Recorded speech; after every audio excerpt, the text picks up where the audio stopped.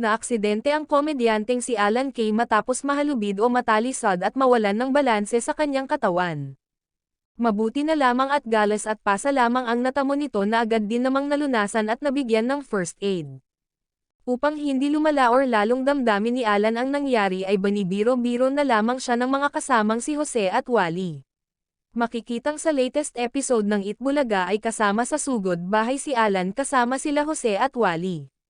Mapapansin dito ang benda sa kanyang kabilang braso. Kahit na may iniinda ang komedyante ay tuloy lamang ito sa pagpapasaya ng maraming tao. Patuloy na sumubaybay upang maging updated sa mga kaganapan sa EAT. Salamat sa panonood at please subscribe.